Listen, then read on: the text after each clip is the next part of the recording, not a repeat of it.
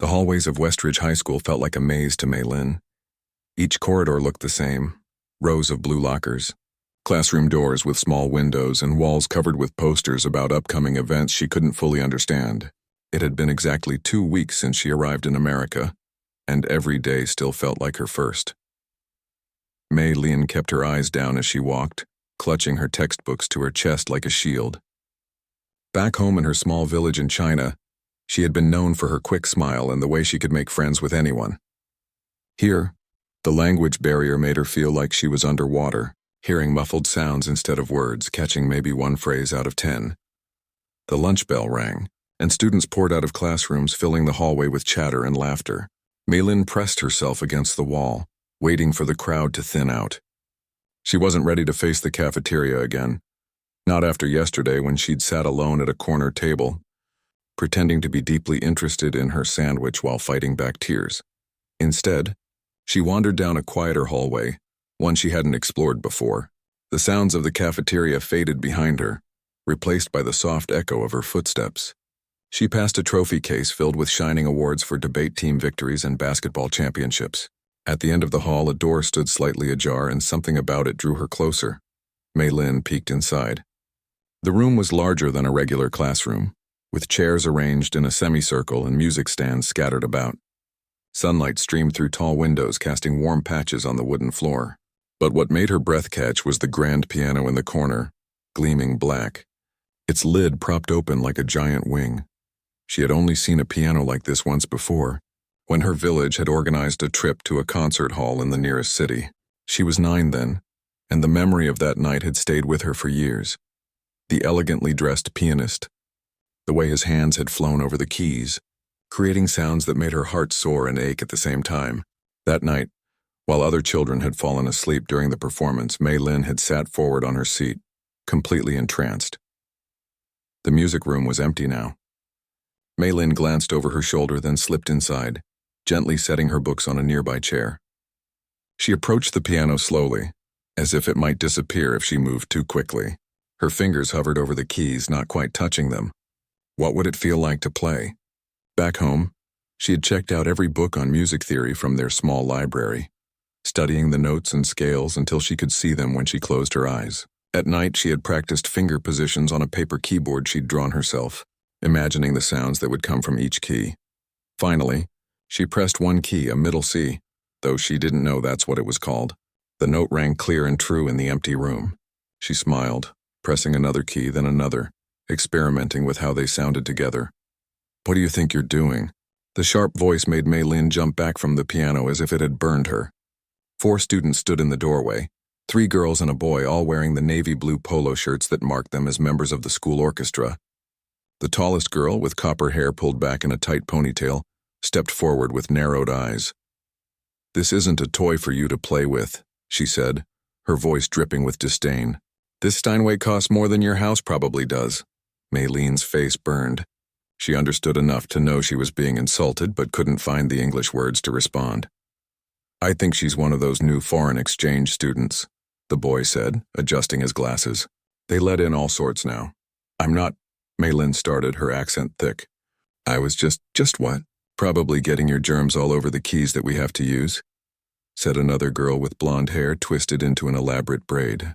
She pulled out a tissue from her pocket and made a show of wiping down the keys Mei Lin had touched. "Look at her. She doesn't even know how to stand properly at a piano." The third girl snickered, nudging the boy. "Bet she's never even seen one before."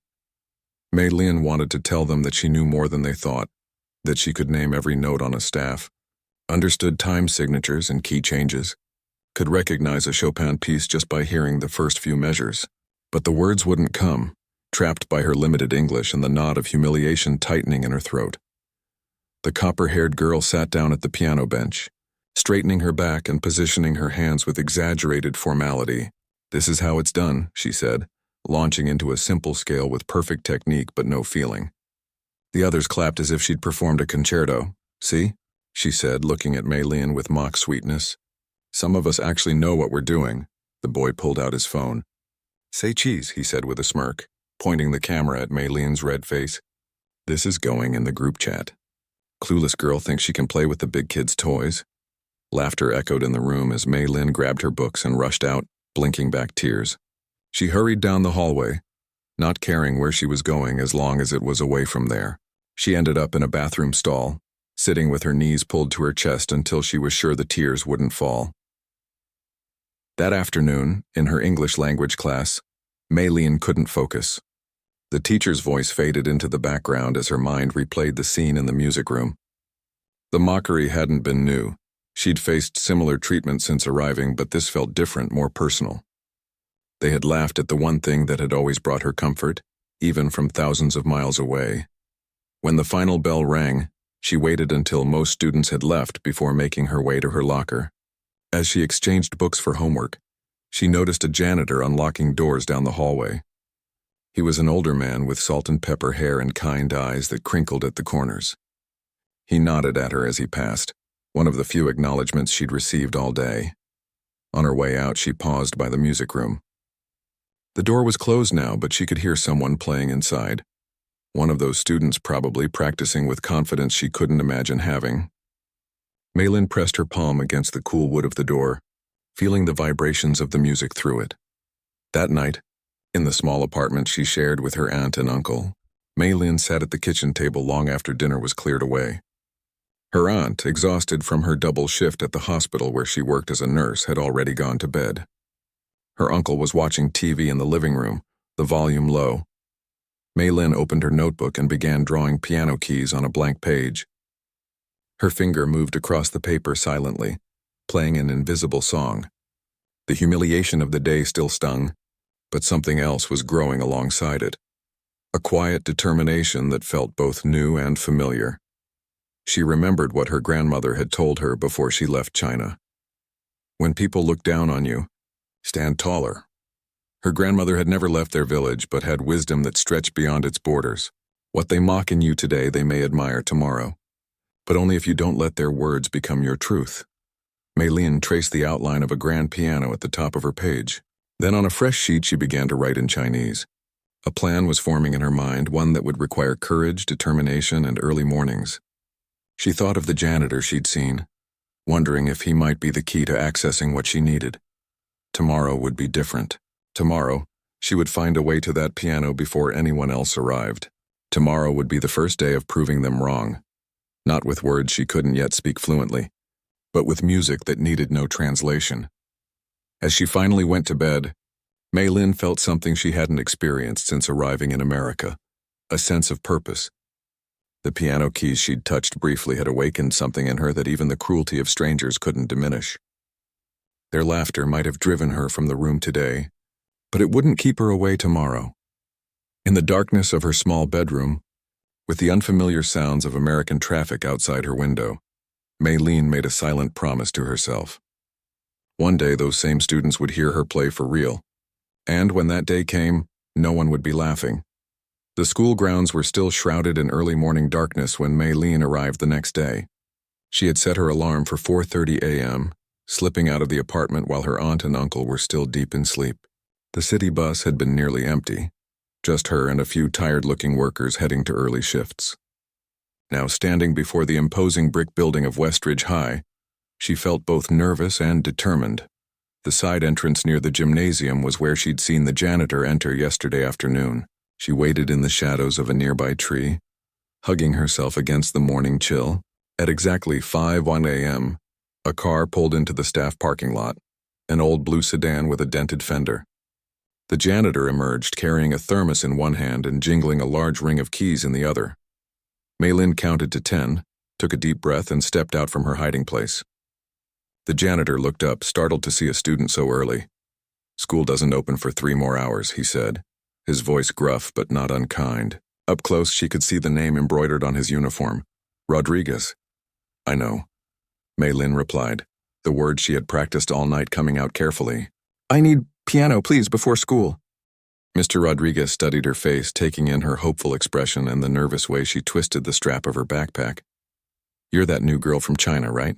When she nodded, he continued, "Why do you need the piano so early?" Mei Lin struggled to find the right words. How could she explain that this might be her only chance to play without being mocked? That she had spent years dreaming of the opportunity to touch a real piano? I want... Learn, she said finally. No time, later, please. Something in her expression must have reached him. After a long moment, he sighed, shaking his head slightly. My daughter was about your age when... He trailed off, then seemed to make a decision.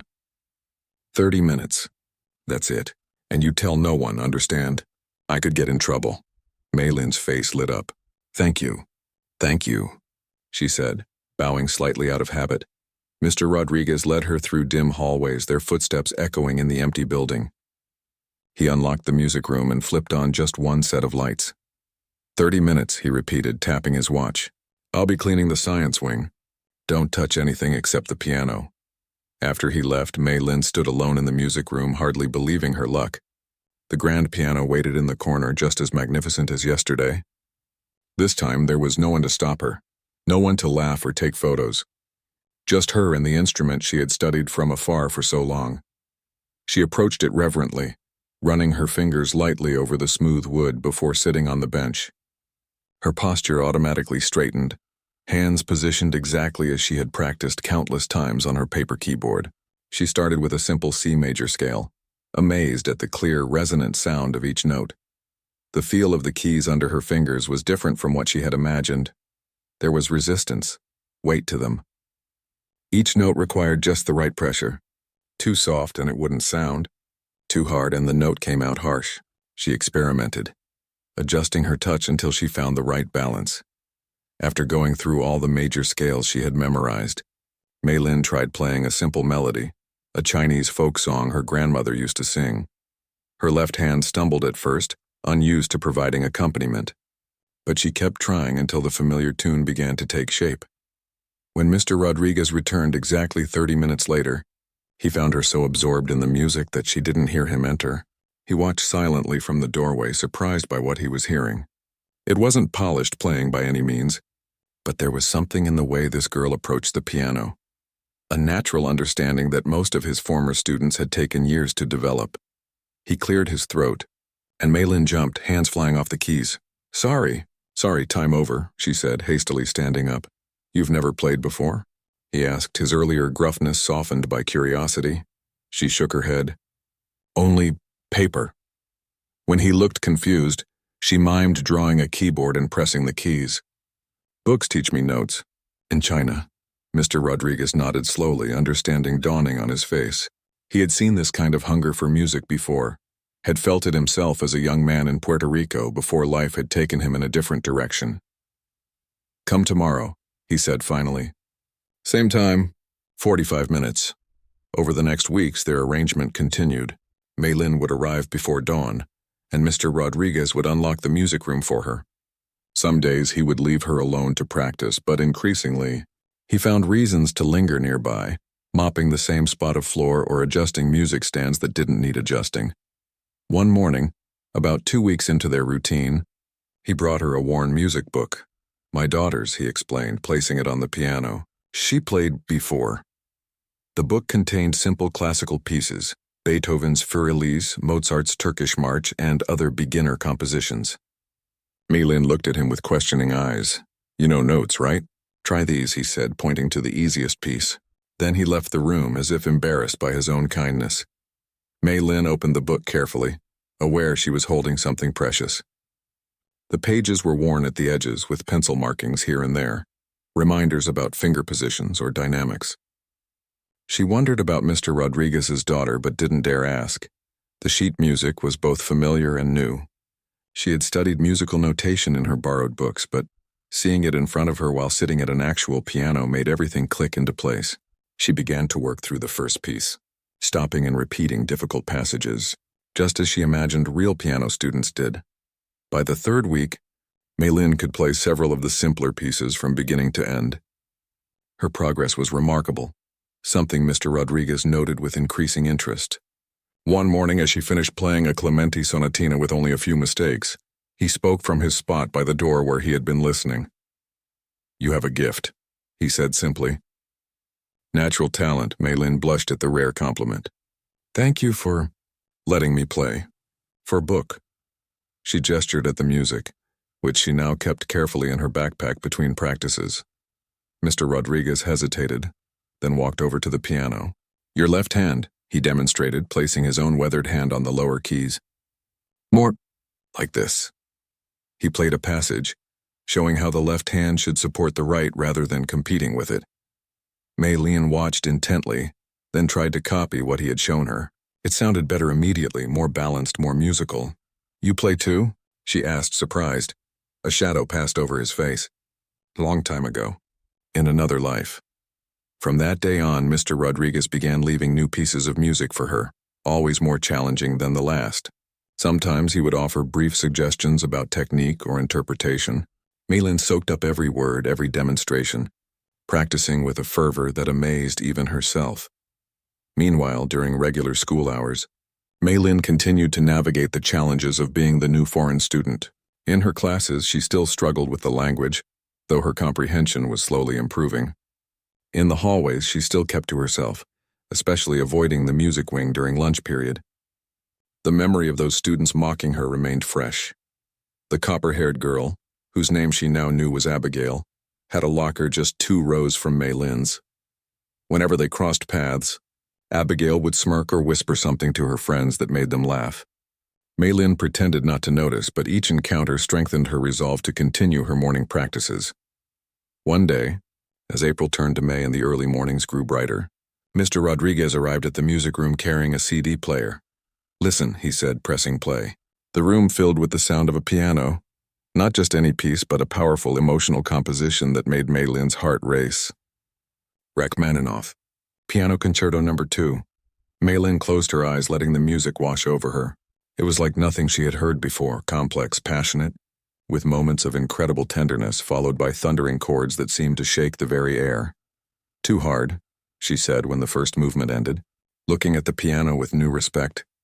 Mr. Rodriguez smiled, the first real smile she had seen from him. Maybe now, not always. He put a slim book on the piano. Start with this. Just the opening. Very slow. It was sheet music for a simplified version of the concerto's main theme. The notes looked intimidating, but Maylene was no longer the girl who had only pressed a single key in curiosity. She was becoming a pianist, one early morning at a time. As she began to work on the new piece, Mr. Rodriguez watched from the back of the room, a plan forming in his mind. He had heard the music teachers discussing the upcoming Spring Arts Festival, how their piano soloist, a senior named Tyler, had injured his wrist during baseball practice. They were scrambling to find a replacement with just 2 weeks until the event. Mr. Rodriguez thought of the girl before him, her fingers growing more confident each day, her ear for music exceptional. He thought of the way the other students had dismissed her, never knowing what she was capable of. He thought of his own daughter, who had once had dreams of performing before illness took her away from both music and him. Maylene, he said as she gathered her things to leave, practice this piece every day. It's important. She nodded, not understanding the significance but trusting him completely. And Maylene, he added as she reached the door, you play with your heart. That's something no one can teach. She smiled, clutching the new music to her chest as she slipped out into the hallway that was still quiet and empty. In just an hour, these same halls would be filled with students, including those who had laughed at her for daring to touch the piano. Little did they know that every morning, while they slept, Maylene was transforming, from the girl they mocked into someone they wouldn't recognize, someone whose fingers now carried music that could speak when words failed. Mrs. Chen placed a plate of dumplings in front of Maylene, frowning slightly at her niece's exhausted appearance. You look tired. Are you sleeping enough? Maylene nodded, picking up her chopsticks. Just studying hard, she said in Chinese, the familiar language a comfort after a day of struggling with English. Your teacher called yesterday, her uncle said from across the table. She says your English is improving, but you seem distant in class. Maylene focused on her food, not meeting their concerned gazes. How could she explain that school was just something to endure until the next morning, when she could sit at the piano again? The piece Mr. Rodriguez had given her, the simplified Rachmaninoff, was consuming her thoughts. Even now, her fingers twitched slightly, playing invisible notes on the edge of the table. I'm fine, she assured them, just adjusting still. Later that night, in the quiet of her room, Maylene practiced finger movements on her desk, humming the melody softly. The music had taken root inside her, growing more insistent each day. Sometimes she found herself walking in rhythm with it, or waking from dreams where she played flawlessly before a silent audience. The next morning, she arrived at school even earlier than usual, eager to try a difficult passage she'd been struggling with. To her surprise, Mr. Rodriguez was waiting outside the music room, talking with a woman she didn't recognize. Maylin hung back, unsure whether to approach. The woman was elegantly dressed with silver-streaked dark hair pulled back in a bun. She gestured emphatically as she spoke, her voice rising and falling with emotion. 2 weeks, Miguel. How am I supposed to find another soloist in 2 weeks? Tyler played the piano since he was 4, and now his wrist is in a cast until June. Ms. Delgado, I might know someone, Mr. Rodriguez said, his voice quieter than the woman's but firm. A student with remarkable talent. One of the band kids? I've already asked all of them, she sighed. None can handle the Chopin piece we selected. Not from the band. He hesitated, noticing Maylin for the first time. He beckoned her over. This is who I mean. Ms. Delgado turned, eyebrows raised as she took in Maylin's worn backpack and nervous expression. You're the new student from China, right? I don't believe we've met. I'm Ms. Delgado, music department chair. Maylin nodded, bowing slightly out of habit. Nice. To meet you. Miguel, you can't be serious, Ms. Delgado said, turning back to the janitor. She's not even in the music program. Just listen to her play, he insisted. 15 minutes of your time. Ms. Delgado checked her watch, then sighed. Fine. 15 minutes, but I have a faculty meeting at 7. Inside the music room, Maylene felt suddenly self-conscious. This wasn't like her usual practices, with only Mr. Rodriguez occasionally offering guidance. Ms. Delgado sat in a chair directly across from the piano, her critical gaze making Maylin's hands tremble as she took her place on the bench. What will you play for us? Ms. Delgado asked, her tone suggesting she was merely humoring her colleague. Maylin looked at Mr. Rodriguez, who nodded encouragingly. Rachmaninoff, she said quietly. Beginning only. Still learning. Ms. Delgado's eyebrows shot up. Rachmaninoff? That's rather ambitious. Maylin closed her eyes for a moment, letting the noise of the room, the pressure of being watched, the doubt in Ms. Delgado's voice, all of it, fade away. There was only the piano now, only the music waiting inside it. She placed her hands on the keys and began to play. The opening chords of the concerto filled the room, those famous, somber chords that build like waves approaching shore. Maylin's fingers moved with growing confidence, finding their way through the simplified arrangement but adding back some of the complexity she'd heard on the recording. When she reached the main theme, something shifted in the room. The notes poured out, not perfect, but played with such emotion that technical flaws seemed unimportant. She forgot about Ms. Delgado watching her. Forgot about the Spring Arts Festival. About Abigail and her friends who had mocked her. About being the foreign girl who didn't belong. For 2 minutes, she was just a vessel for the music, letting it flow through her into the quiet morning air.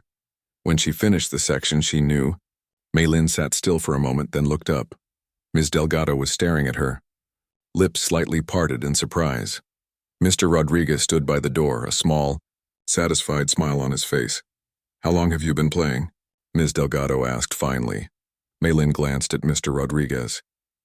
1 month, she answered honestly. That's impossible, Ms. Delgado said, shaking her head. No one learns to play like that in a month. She studied music theory for years in China, Mr. Rodriguez explained, but never had access to an actual piano until now. Ms. Delgado walked over to the piano, considering Maylin with new interest. You have a remarkable natural talent, she said slowly. Your technique needs refinement, but your musicality. She trailed off, then seemed to make a decision. Our Spring Arts Festival is in 2 weeks. We need a piano soloist. Would you be interested? Maylin's heart leaped in her chest. Me, play for everyone? It's a major event, Ms. Delgado explained. Parents, faculty, the whole student body attends. There are even scouts from music programs who come to recruit promising students. She tapped her fingers thoughtfully on the piano lid. We had planned a Chopin piece, but given your affinity for Rachmaninoff, we could change the program. The thought of performing in front of the entire school, in front of Abigail and her friends who had laughed at her for touching the piano made Maylene's stomach tighten with both fear and a fierce kind of hope I would need to hear you. Play the entire piece. Of course, Ms. Delgado continued, and we'd have to work intensively to prepare you. It won't be easy. I can practice, Maylin said, determination steadying her voice. Every day, every hour possible. Ms. Delgado smiled for the first time. I believe you would. She turned to Mr. Rodriguez. You were right to show her to me. This could be exactly what we need. To Maylin, she said, meet me here after school today. We'll select the full piece and begin proper lessons immediately. After Ms. Delgado left for her meeting, Maylin turned to Mr. Rodriguez, her eyes wide with disbelief. Thank you, she whispered. Why did you help me? He was quiet for a long moment. Music shouldn't stay locked inside, he said finally. My daughter, Lucia, she had talent like yours, but she got sick, very sick. After she died, I couldn't stand to hear music anymore. I put away my own piano, took this job. He gestured around the room. But watching you play, it reminded me why music matters. The bell for first period rang in the distance, breaking the moment. Go, Mr. Rodriguez said, smiling gently. You'll be late for class. The school day passed in a blur for Maylin. In her classes, she struggled to concentrate, her mind constantly returning to Ms. Delgado's offer and what it might mean. At lunch, she sat in her usual corner of the cafeteria, but instead of keeping her head down, she found herself watching the students around her, wondering how they would react when they saw her on stage. Near the end of lunch, a commotion at a nearby table caught her attention. Abigail stood with her friends, including the boy with glasses who had taken Maylene's picture that first day in the music room. They were looking at a notice board where a new announcement had been posted. Tyler broke his wrist? One of them exclaimed. Who's going to play the piano solo now? Abigail scanned the cafeteria, her gaze passing over Maylene without recognition. Ms. Delgado must have someone in mind. Maybe she'll ask me. I've been taking lessons since 3rd grade. Maylin quickly looked down at her lunch, a small smile playing at her lips. After school, she hurried to the music room where Ms. Delgado was waiting with several sheets of music spread out on the piano. I've selected a few options, she said without preamble. Let's try them and see which suits you best. For the next hour, Maylin's sight read through portions of different pieces, some familiar from her studies, others completely new.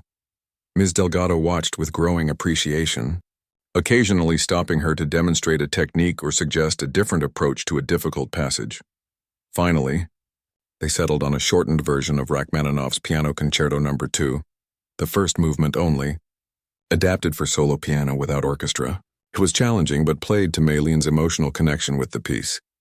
This will require intense work, Ms. Delgado warned. I can give you lessons every day after school, but you'll need to practice for hours on your own as well.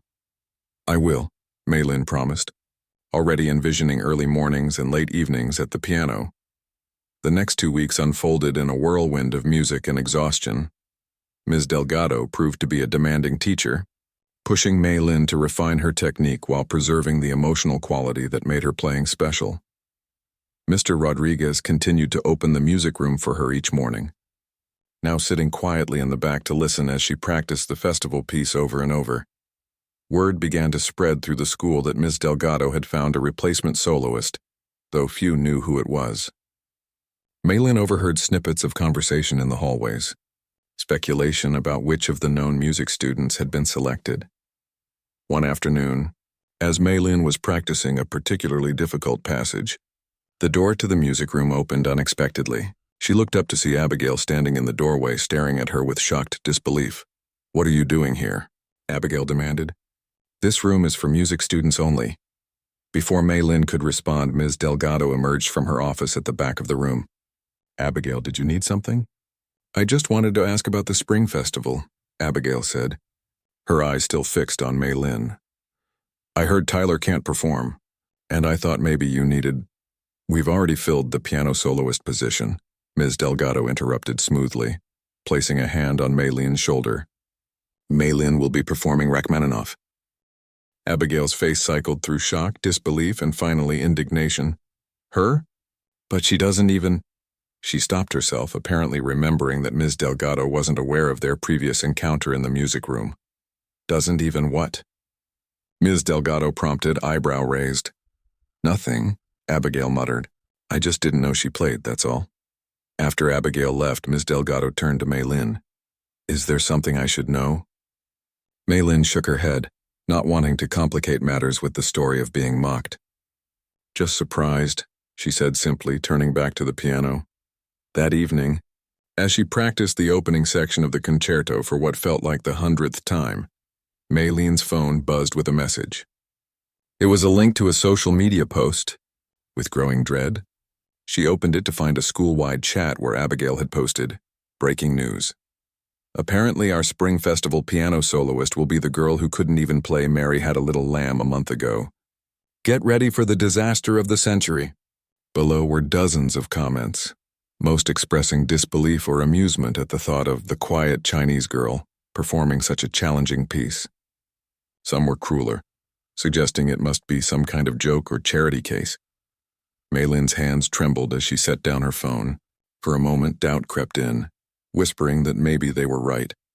Maybe she was setting herself up for public humiliation.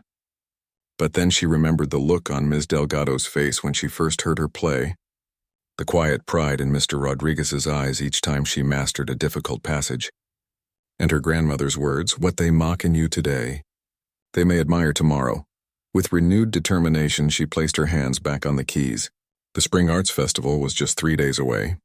She would be ready, not to prove them wrong, but to prove herself right. The morning before the Spring Arts Festival, Maylin arrived at school to find a small crowd gathered around the music room door. As she approached, she saw what had caught their attention: a printout of her face clearly taken from her student ID photo, pasted onto the body of a cartoon monkey banging on piano keys. Above it, bold letters proclaimed, "Tonight's entertainment." Laughter rippled through the group as she froze several feet away. Her chest tightened, making it hard to breathe. One girl noticed her and nudged the others. The laughter died down as they turned to stare at her, some with mockery, others with something like curiosity. Abigail stepped forward from the center of the group, arms crossed. "Just thought everyone should know what to expect at the festival," she said, her voice carrying in the now quiet hallway. "Since when do you play piano anyway? Or did Ms. Delgado just feel sorry for the new girl?" Maylin stood rooted to the spot, words failing her completely. Her mind raced through possible responses in both Chinese and English, but nothing seemed right. Just as the silence stretched unbearably long, a firm hand came to rest on her shoulder. "What's going on here?" Ms. Delgado's sharp voice cut through the tension. Her eyes narrowed at the poster, then at the gathered students. "Who is responsible for this?" No one spoke. Ms. Delgado stepped forward and tore the poster from the door. "This kind of behavior is completely unacceptable. I expect better from Westridge students, especially those in the music program." She looked directly at Abigail as she said this. Abigail's confidence wavered slightly. "It was just a joke, Ms. Delgado." "A cruel one," Ms. Delgado replied coldly. "All of you disperse immediately before I start assigning detentions." The crowd broke up quickly, students hurrying off to their morning classes. As they left, Maylin caught snippets of their whispered conversations, some defending the poster as harmless fun, others wondering if there might be some truth to Ms. Delgado's obvious faith in the new girl. Once they were alone, Ms. Delgado turned to Maylin, her expression softening. "Are you all right?" Maylin nodded, though in truth she felt sick to her stomach. "Why they do this?" Ms. Delgado sighed, crumpling the poster in her hand. "People fear what challenges their assumptions. You've upset their neat categories of who belongs where." She unlocked the music room door. "The best response is to prove them wrong through your music. Can you do that?" Again, Maylin nodded, but her usual determination felt shaky. As she entered the room and approached the piano, she was dismayed to find her hands trembling. How could she play Rachmaninoff if she couldn't even keep her fingers steady? "Let's run through the piece once," Ms. Delgado suggested. "Then we'll talk about tonight." Maylin positioned her hands on the keys, but from the first chord, everything felt wrong. Her timing was off, her touch either too heavy or too light. When she reached the main theme, usually her strongest section, her left hand stumbled over a relatively simple passage. Creating a jarring dissonance, she stopped playing, staring at her hands as if they belonged to someone else. "What's happening?" she whispered. "I cannot play today." Ms. Delgado sat beside her on the bench. "Stage fright," she said gently. "It happens to everyone, even professional musicians. Those students upset you and now your body is responding with fear. What if, same tonight, everyone watching? The thought of freezing on stage in front of the entire school, in front of those who had already decided she would fail, made Mei Lin's heart race with panic. You won't, Ms. Delgado assured her, because you'll be prepared for these feelings. She reached into her bag and pulled out a small digital recorder. I want you to record yourself playing now, just as you are, nervous and imperfect. Then listen to it. The fear loses power when we look it in the face. Reluctantly, Mei Lin started playing again while Ms. Delgado recorded. The piece still didn't flow as it usually did, but making it through to the end provided a small measure of relief. After listening to the recording, Ms. Delgado nodded thoughtfully. Even at your worst, you play with more heart than many students at their best. Remember that tonight. Throughout the day, Mei Lin felt as if she were moving through a dream, or perhaps a nightmare. In her classes, she caught other students watching her, whispering behind their hands. In the cafeteria, she overheard snippets of conversation about the piano girl and bets on whether she would break down crying on stage. By the time the final bell rang, signaling the end of classes and the beginning of festival preparations, Mei Lin was exhausted from the constant tension. She made her way to the auditorium, where Ms. Delgado was overseeing the setup of the grand piano that would be used for the performances. There you are, Ms. Delgado said when she spotted Mei Lin. I was beginning to worry. We need to run through your piece on this piano. It's different from the one in the music room. The auditorium was still empty except for a few staff members adjusting lights and sound equipment. On stage, the piano gleamed under the spotlights, larger and more imposing than the one Mei Lin had been practicing on. As she sat on the bench, adjusting its height, the enormity of what she was about to do hit her full force. In just a few hours, this room would be filled with hundreds of people, all eyes on her. The cruel poster flashed in her mind, along with Abigail's smug face and the laughter of students who had already decided she would fail. Her hands hovered over the keys. Paralyzed, I can't, she said, her voice barely audible. I cannot do this. Ms. Delgado looked at her with concern. Mei Lin, what's happening? Too many people, Mei Lin said, struggling to explain in English. They wait for me to fail, to laugh again. Understanding dawned on Ms. Delgado's face. Has this been happening all along? The other students mocking you? Mei Lin nodded miserably. First day I touch piano. They find me, take pictures, say I don't belong there. Ms. Delgado sat beside her on the bench, silent for a moment. I wish you had told me, she said finally. But I understand why you didn't. She gestured toward the empty auditorium. All these seats will be filled tonight. Yes, some people might be waiting for you to fail. But others, many others, will be hoping you succeed. Mei Lin looked doubtful. Who? Nobody knows me. I know you, came a voice from the side of the stage. Mr. Rodriguez stepped out from the shadows where he had been quietly observing. I've watched you come early every morning, work harder than anyone I've ever seen. You belong at that piano more than anyone in this school. He walked over to join them. When my Lucia was sick, he continued, she made me promise I wouldn't stop playing after she was gone. But I did. I broke that promise because the pain was too much. He looked at Mei Lin intently. Don't let fear stop you from playing. It's a different kind of pain, but the result is the same. Silence where there should be music. Mei Lin felt tears threatening to spill. I'm scared, she admitted. Good, Miss Delgado said with surprising firmness. Use it. The greatest performers aren't the ones who feel no fear. They're the ones who play through it, who transform it into something powerful. She stood up, gesturing for Mei Lin to place her hands on the keys. Now play the opening again. Don't try to be perfect. Just let us hear what you're feeling right now. Taking a deep breath, Mei Lin began to play. The first few notes were hesitant, almost fragile. But as she continued, something shifted. The fear didn't disappear. She could still feel it coursing through her. But instead of fighting against it, she let it flow into the music. The melancholy opening of Rachmaninoff's concerto seemed to absorb her anxiety, transforming it into something beautiful and true. When she finished the introduction, both Ms. Delgado and Mr. Rodriguez were watching her with a new intensity. That, Ms. Delgado said quietly, is how you play tonight, not hiding your fear but using it. A voice called from the back of the auditorium that it was time to clear the stage for the technical crew's final preparations. Ms. Delgado checked her watch. The festival begins in 2 hours. Go rest in the music room until it's time. I've laid out a simple dress for you to change into before your performance." As Maylene left the stage, Mr. Rodriguez walked with her to the exit. "No matter what happens tonight," he said, "remember why you first wanted to play. Not for them, for the music itself." The 2 hours passed both too quickly and too slowly. Maylene tried to rest in the quiet music room, but her mind kept returning to the crowd that would soon gather, to Abigail and her friends who would be watching, waiting for her to make a mistake. At one point, she took out her phone and typed a message to her grandmother back in China. "I'm playing piano tonight. A real performance on a real stage. I wish you could hear it." The response came minutes later. "I don't need to hear it to know it will be beautiful. Play with your heart, little bird." Reading her grandmother's words, Maylene felt a calm settle over her. She closed her eyes and ran through the piece in her mind, feeling each note as if it were already under her fingers.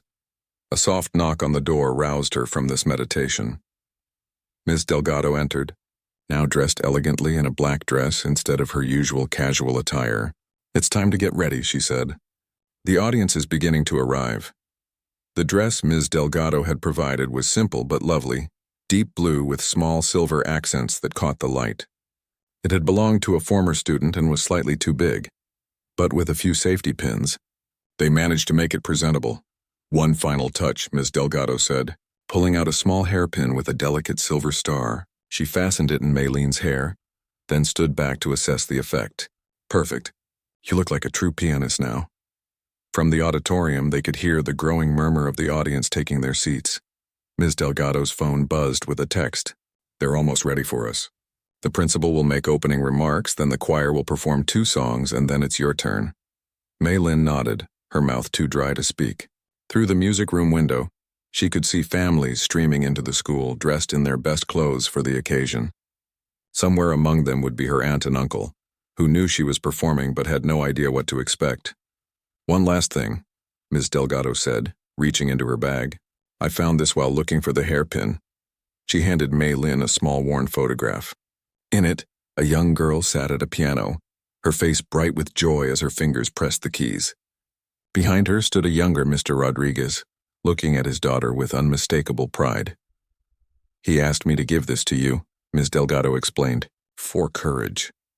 Maylene stared at the photo, at the girl whose place at the piano she had somehow inherited. "Lucia," she whispered. The name felt important in her mouth, like a promise. "Yes," Ms. Delgado said softly. "Now shall we?" Together they walked through the backstage area, where other performers were gathering. The choir in their matching outfits, band members with their instruments, dancers stretching in the wings. A few looked at Maylene with curiosity, but there was no mockery here. Just the shared nervousness of performers before a show. From just beyond the curtain, they could hear the principal welcoming the audience, explaining the importance of arts education, and thanking everyone for their support. Then the choir took the stage, their voices rising in harmony, filling the space with song. Maylene stood in the wings, her heart pounding so loudly she was sure everyone could hear it. Through a gap in the curtain, she caught a glimpse of the audience, row after row of faces, the auditorium completely full. In the front row, she spotted Abigail and her friends, whispering to each other and occasionally glancing toward the stage with anticipatory smirks. But then she saw something else. Her aunt and uncle, sitting nervously near the middle, looking out of place but proud. And in the very back, barely visible in the shadows, stood Mr. Rodriguez watching silently. The choir finished their second song to enthusiastic applause. As they exited the stage, several of them whispered good luck to Maylene as they passed. Ms. Delgado squeezed her hand. "Remember, play through the fear," she whispered. Then the principal's voice rang out again. "And now, please welcome to the stage a remarkable new talent at Westridge High, performing Rachmaninoff's Piano Concerto No. 2, first movement. Ladies and gentlemen, Maylene Chen." Maylene took one deep breath, clutching Lucia's photo in her hand for a moment before tucking it into her dress pocket. Then back straight and head high, she stepped out onto the stage into the blinding spotlight, toward the piano that waited for her, and toward whatever came next. The walk from the wings to the piano felt endless.